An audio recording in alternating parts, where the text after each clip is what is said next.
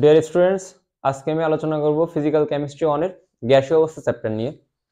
আর এই চ্যাপ্টারে আমাদের আলোচ্য টপিকস হচ্ছে গ্যাসের গতীয় সমীকরণ হতে গ্যাস সূত্রসমূহ প্রতিপাদন। এই গ্যাসের গতীয় সমীকরণ হতে আমরা আজকে 5টা সূত্র প্রতিপাদন করব। একটা হচ্ছে গ্যাসের গতীয় সমীকরণ হতে বয়েলের সূত্র প্রতিপাদন, চার্লসের সূত্র প্রতিপাদন, অ্যাভোগাড্রোর সূত্র প্রতিপাদন, গ্রামের ব্যাপন সূত্র প্রতিপাদন, আর লাস্টটা হচ্ছে আদর্শ গ্যাস সমীকরণ প্রতিপাদন। তো আমরা প্রথমেই বয়েলের সূত্র প্রতিপাদনটা দেখব। দেখো,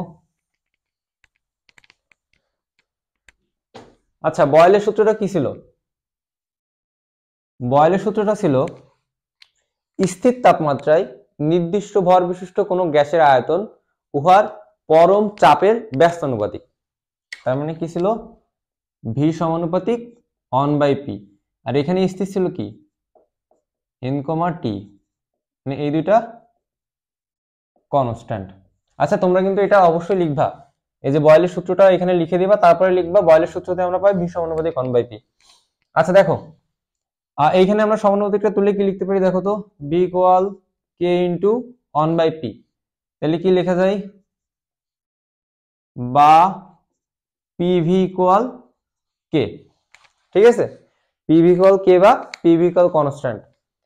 তাহলে আমাদের এইটাই তোমার এই যে পিভি ইকুয়াল কে আসলো না, এইটাই তোমার ওই গ্যাসের গতীয় সমীকরণ হতে প্রতিপাদন করতে হবে। ঠিক আছে, তো আমরা কি জানি? দেখো, আমরা গ্যাসের গতীয় সমীকরণটা কি জানি? গ্যাসের গতীয় সমীকরণটা কি ছিল? গ্যাসের গতীয় সমীকরণ ছিল গ্যাসের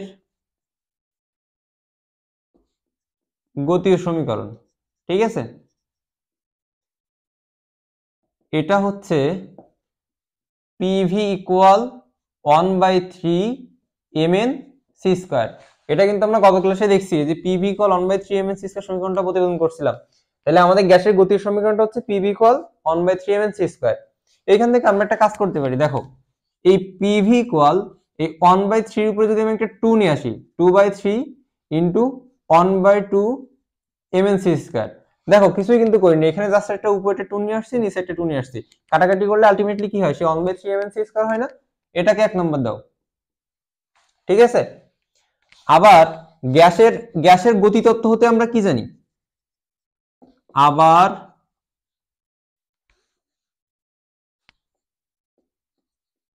গ্যাসের গতিতত্ত্ব অনুসারে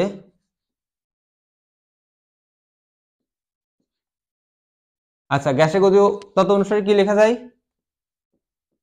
গ্যাস অণুসমূহের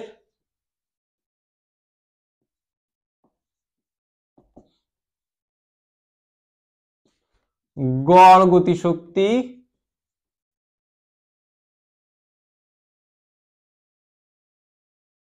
কেলভিন তাপমাত্রার সমানুপাতিক। ঠিক আছে, এটা কিন্তু গ্যাসের গতিতত্ত্ব অনুসারে লেখা যায় যে গ্যাস অণুসমূহের গড় গতিশক্তি কিসের সমানুপাতিক? কেলভিন তাপমাত্রার সমানুপাতিক। তাইলে এটা কিভাবে লেখা যায়? দেখো তো, এরকম লেখা যায় না? 1/2 mn c স্কয়ার সমানুপাতিক টি। আচ্ছা, এখানে একটা কনফিউশন থাকতে পারে যে আমরা তো জানি গতিশক্তি কত? 1/2 mn, এই 1/2 mn, এই 1/2 mc স্কয়ার। কিন্তু এনটা কিভাবে আসলো? দেখো, একটা অণুর গড় গতিশক্তি যদি তোমার 1/2 mc স্কয়ার হয়, আমরা তো এটা জানি যে একটা অণুর গড় গতিশক্তি কি 1/2 mc স্কয়ার। তাহলে n সংখ্যক অণুর গড় গতিশক্তি কত হবে? শুধু একটা n আসবে, 1/2 mn c স্কয়ার। ঠিক আছে, এই জন্য এখানে এটা আসছে। যাই হোক, এখন আমরা এই সমানুপাতিকটা তুলে দেবো এখান থেকে। সমানুপাতিক তুললে কি লেখা যায়? দেখো তো, 1/2 mn c স্কয়ার সমানুপাতিক, এই সরি, সমানুপাতিক তুললে আমরা একটা কনস্ট্যান্ট নিয়ে আসলাম ইকুয়াল কেটি। ঠিক আছে, এটাকে 2 নাম্বার দাও। তাহলে আমরা কি করলাম? গ্যাসের গতিতত্ত্ব অনুসারে গ্যাস অণুসমূহের গড় গতিশক্তি কেলভিন তাপমাত্রার সমানুপাতিক। তাহলে লেখা যায় 1/2 mn c স্কয়ার সমানুপাতিক টি। এই তোমার হচ্ছে সমানুপাতিকটা উঠাই দিলে 1/2 mn c square equal KT আসে। এখন দেখো, এই যে কেটি ইকুয়াল কি আসছে? 1/2 mn c স্কয়ার না? তার মানে 1/2 mn c স্কয়ার মানটা কি? কেটি। এটা তুমি কি করবা? এইখানে বসাই দিবা। তাহলে এই সমীকরণ 1 অনুসারে এখন আমরা লিখব সমীকরণ 1 অনুসারে বা 1 হতে পাই। আচ্ছা দেখো, আচ্ছা 1 না 1 ও 2 হতে পাই, লেখো 1 ও 2 হতে পাই।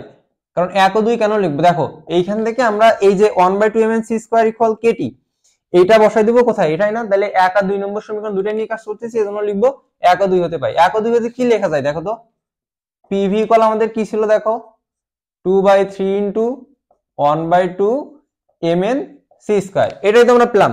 এই 1/2 mnc স্কয়ার ইকুয়াল কত পাইছি, kt। তাহলে এখানে বসাই দাও 2/3 ইনটু kt, pv ইকুয়াল কি পেলাম, 2/3 ইনটু kt। আচ্ছা দেখো, এখন যেহেতু বয়লের সূত্র প্রতিপাদন করতে হবে, বয়লের সূত্রে আমাদের স্থির কি ছিল, তাপমাত্রা না? তাইলে এই যে তোমার 2/3 কে, এটা কি কনস্ট্যান্ট না? কখন কনস্ট্যান্ট হবে, স্থির তাপমাত্রায়। তাই লেখা যায় না, স্থির তাপমাত্রায় 2/3 কে ইকুয়াল কি কনস্ট্যান্ট। ঠিক আছে। আচ্ছা দেখো, আমাদের কিন্তু প্রতিপাদন অলরেডি হয়ে গেছে। কিভাবে, আমরা আমাদের প্রতিবেদনের বিষয়বস্তু কি ছিল, ওই যে বয়লের সূত্রটা কি ছিল, পিভি ইকুয়াল কে ছিল না? কে মানে কি কনস্ট্যান্ট। তাহলে দেখো আমাদের অলরেডি এই 2/3 কে যদি স্থির তাপমাত্রায়, তোমার এই তাপমাত্রা তো এমনিতেই স্থির এখানে বয়লের সূত্র যেহেতু, তো 2/3 কে যদি স্থির হয় এই স্থির তাপমাত্রায়, তাহলে পিভি ইকুয়াল কি কনস্ট্যান্ট। তাহলে কি লেখা যায়, পিভি ইকুয়াল কনস্ট্যান্ট। এটাই কি ছিল আমাদের, ইহাই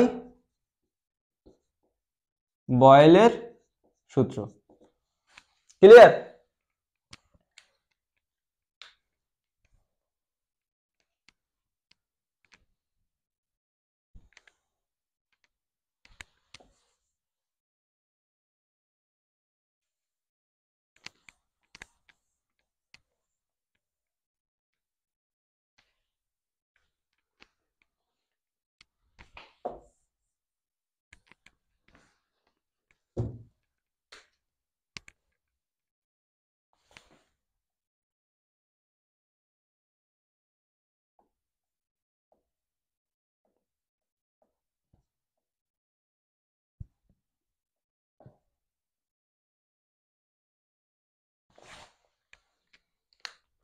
আচ্ছা এবার আমরা দেখব চার্লসের সূত্র প্রতিপাদন। তো আমাদের চার্লসের সূত্রটা কি ছিল, চার্লসের সূত্র ছিল যে স্থির চাপে নির্দিষ্ট ভর বিশিষ্ট কোনো গ্যাসের আয়তন উহার পরম তাপমাত্রা সমানুপাতিক। তার মানে চার্লসের সূত্র অনুসারে কি লেখা যায় বলো তো, ভি সমানুপাতিক টি লেখা যায় না? আর এখানে আমাদের কনস্ট্যান্ট কি, পি। ঠিক আছে। আচ্ছা আমি কিন্তু আবারও বলছি, তোমরা অবশ্যই ওই সূত্রটা এখানে লিখে দেবা, লিখে দেওয়ার পরে লিখবা চার্লসের সূত্র অনুসারে আমরা লিখতে পারি। ঠিক আছে, এখানে কিন্তু অবশ্যই সূত্রটা লিখবা, তারপর এটা লিখবা। আচ্ছা দেখো, তাহলে আমাদের প্রতিবেদন করার বিষয়বস্তু কোনটা, বি সমানুপাতিক টি। এটা কি করতে হবে, প্রতিবেদন করতে হবে কিসের সাহায্যে, যে গ্যাসের গতির সমীকরণের সাহায্যে। এখন গ্যাসের গতির সমীকরণ আমি আবারও লিখি, গ্যাসের গতির সমীকরণটা কি ছিল, গ্যাসের গতীয় সমীকরণ কি ছিল, পিভি ইকুয়াল 1/3 mnc স্কয়ার। আমরা কি করব, এখানে একটা উপরে একটা 2 দেব, নিচে একটা 2 নিয়ে আসবো, mnc স্কয়ার। ঠিক আছে, এটাকে 1 নম্বর দাও। আচ্ছা আবার গ্যাসের গতিতত্ত্ব হতে কি কি ছিল, আমরা কি লিখতে পারি, আবার গ্যাসের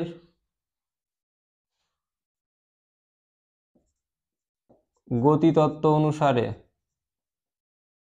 আচ্ছা গ্যাসের গতিতত্ত্ব অনুসারে কি লেখা যায়, যে গ্যাস অণুসমূহের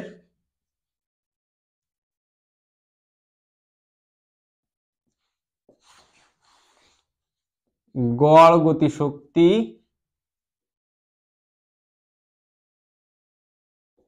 কিসের সমানুপাতিক, কেলভিন তাপমাত্রার সমানুপাতিক।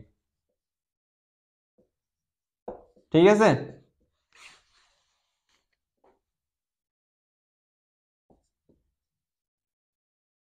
ওকে, তাহলে আবার কি লেখা যায়? গ্যাসের গতিতত্ত্ব অনুসারে আমরা কি লিখতে পারি? গ্যাস অনুসময়ে গড় গতিশক্তি কেলভিন তাপমাত্রার সমানুপাতিক। এই সূত্র অনুসারে কি লেখা যায়? যে 1/2 mn c স্কয়ার সমানুপাতিক টি। এখানে n কেন আসছে? আমরা জানি যে তোমার হচ্ছে একটি অণুর গড় গতিশক্তি 1/2 mc স্কয়ার, তাহলে n সংখ্যক অণুর গড় গতিশক্তি কি হবে? 1/2 mnc স্কয়ার। এখান থেকে আমরা সমানুপাতিকটা উঠাই দিব, তাহলে কি আসে দেখো তো? 1/2 mnc স্কয়ার ইকুয়াল kT। এটাকে 2 নাম্বার দাও।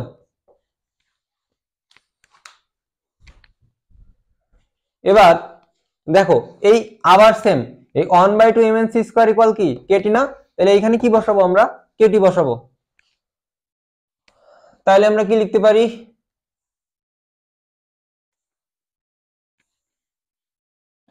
সমীকরণ 1 ও 2 এর সাহায্যে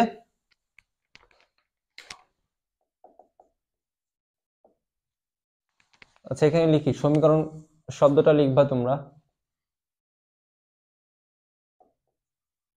সমীকরণ 1 ও 2 এর সাহায্যে। সমীকরণ 1 আমাদের কি ছিল? পিভি ইকুয়াল 2/3 ছিল, তাই তো? 2/3 ইন্টু 1/2 mnc স্কয়ার। আচ্ছা 1/2 mnc স্কয়ার ইকুয়াল কি পেলাম? kT বসাই দিব। 2/3 into kT, PV equal 2/3 into kT। ওকে, আচ্ছা এবার দেখো আমরা কি লিখতে পারি? আমাদের যেহেতু চার্লসের সূত্র, স্থির কোনটা? চাপ। দেখো স্থির চাপে 2/3 কে ইকুয়াল কি লেখা যায়? কনস্ট্যান্ট না? স্থির চাপে 2/3 কে ইকুয়াল কি? এই 2/3 কে ইকুয়াল কি? কনস্ট্যান্ট। ক্লিয়ার? স্থির চাপে 2/3 কে ইকুয়াল কনস্ট্যান্ট, এটাকে আমরা ধরো কে ড্যাশ ধরলাম। তাহলে কি লেখা যায়? এই স্থির চাপে এটা কনস্ট্যান্ট হয়ে গেলে এই ভি ইকুয়াল কি লেখা যায় দেখো তো? কে ড্যাশ টি না? এই যে কনস্ট্যান্ট ইকুয়াল আমরা কি ধরছি? কে ড্যাশ। এখন দেখো আমরা সমানুপাতিক উঠাই দিয়ে একটা কি নিয়ে আসি? কনস্ট্যান্ট নিয়ে আসি না? সেটা কে, কে ধরো কে আনা, এখানে কে আনছিলাম আমরা সমানুপাতিক উঠাই দিয়ে। তাহলে কে উঠাই দিলে এখন কি আসবে? সমানুপাতিক আসবে। তাহলে কি লেখা যায়? ভি সমানুপাতিক টি। ইহাই কি ছিল? চার্লসের সূত্র। তাহলে আমরা অলরেডি কি করলাম? বয়লার চার্লসের সূত্র কিন্তু প্রতিপাদন করে ফেললাম। এগুলো কিন্তু একেবারে ইজি এবং এখান থেকে কিন্তু কোশ্চেন আসেই।